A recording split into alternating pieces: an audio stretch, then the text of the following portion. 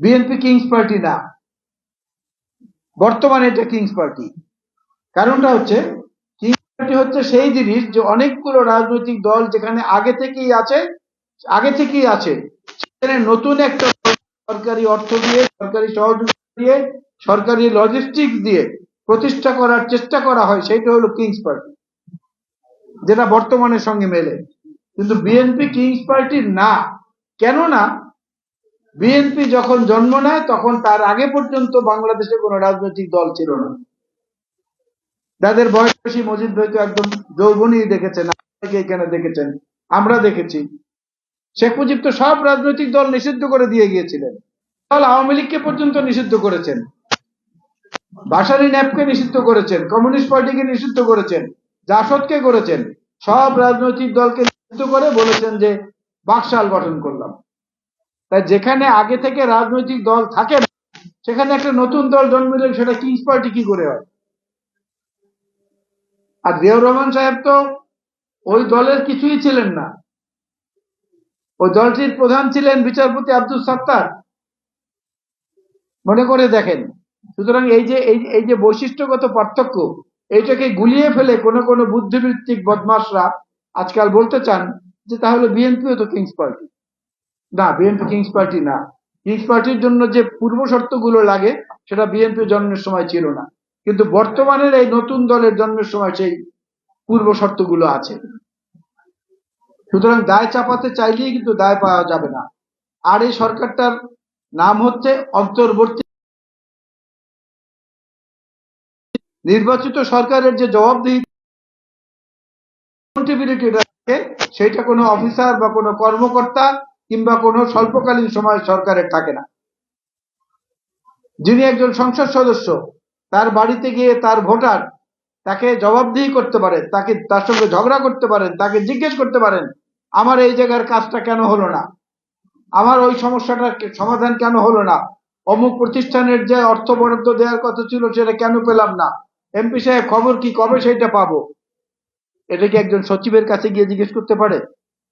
এটা কি একজন এনজিওর প্রধানের কাছে গিয়ে জিজ্ঞেস করতে পারে? এটা কি একজন উপদেষ্টার কাছে গিয়ে জিজ্ঞেস করতে পারে? বর্তমান উপদেষ্টা পারে না, কারণ তারা বলবে যে আমরা তো আমাদের নাই। কিন্তু তারা কাজে কর্মে দেখাচ্ছেন যে আরো বেশি সময় থাকতে চাচ্ছেন। জটিলতাটা কিন্তু তৈরি হয়েছে এইখানে। এই জটিলতা দূর করতে পারে একমাত্র একটা নির্বাচিত সরকার, এবং এই নির্বাচিত সরকারের লড়াইটার জন্যই তো এত কিছু হয়েছে। 1971-এর মুক্তিযুদ্ধ হয়েছে তো ভোটের অধিকারের লড়াইয়ের জন্য। আমরা নৌকায় ভোট দিয়েছি সবাই, পূর্ব পাকিস্তানের সমস্ত মানুষ বলতে গেলে তখন নৌকায় ভোট দিয়েছে। সে ভোটের সম্মান রক্ষা করেনি পাকিস্তানি সরকার, এই কারণেই না মুক্তিযুদ্ধ হয়েছে।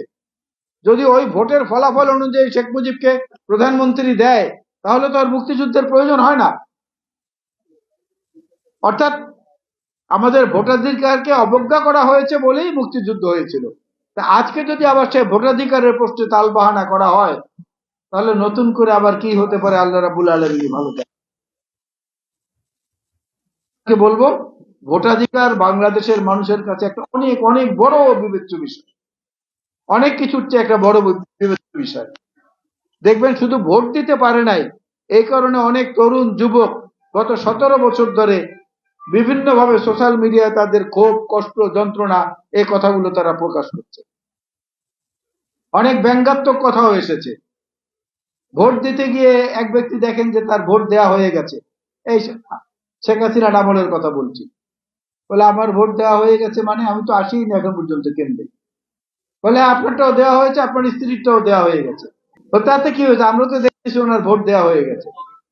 তখন সে মনের দুঃখে বাইরে এসে মোনাজাত ধরে আল্লাহর কাছে বলো, আল্লাহ এত জীবিত থাকা অবস্থায় এত একত্রে ছিলাম, এত প্রেম ভালোবাসা আমাদের মধ্যে ছিল, আর আজকে দেখো শুধু ভোট দেওয়ার জন্য উঠে এসে ভোটটা দিয়ে চলে গেল, আমাকে একটা সালামও দিল না, আমার সঙ্গে দেখা করতেও আসলো না। এরকম গাল গল্প তো ভোটের বেলায় আমরা শুনেছি। এখন ভোটটাকে সেই গাল গল্পের বিষয় না বানিয়ে একটা ভোট দেওয়া উচিত। নতুন রাজনৈতিক দল থেকে শুরু করে অনেক দল মাঠে আছেন যারা বিভিন্ন সময় এক কোল থেকে আর এক কোলে গিয়েছেন, লাফ দিয়ে উঠেছেন। কোলবালিশ নিয়ে যে মানুষের ঘুমানোর অভ্যাস তারা তখন ডান দিকে ঘুরে কোলবালিশটা ডান দিকে নিয়ে নেয়, যখন বাম দিকে ঘুরে শোয় বাম দিকে কোলবালিশ নিয়ে নেয়। এরকম একটা রাজনৈতিক দল কিন্তু বাংলাদেশে আছে, যাদের নামের সঙ্গে আবার ধর্মের নামও আছে। তারা কিন্তু কোলবালিশের মতো ডান বাম করেছে, কখনো জাতীয় পার্টির সঙ্গে খাতির, কখনো আওয়ামী লীগের সঙ্গে খাতির, কখনো বিএনপির সঙ্গে খাতির, আবার কখনো কখনো ছেলের বয়সী যারা আছেন নতুন যারা তাদের সঙ্গে খাতির। এই কোলবালিশ দল আলাদা কোথায় করবেন সেটাও বোঝা মুশকিল। সুতরাং আমাদেরকে খুব সতর্কভাবে বিবেচনা রাখতে হবে এবং বিবেকবোধের তাড়নার মধ্য দিয়ে আমরা আমাদের কর্মকাণ্ডকে নির্ধারণ করব।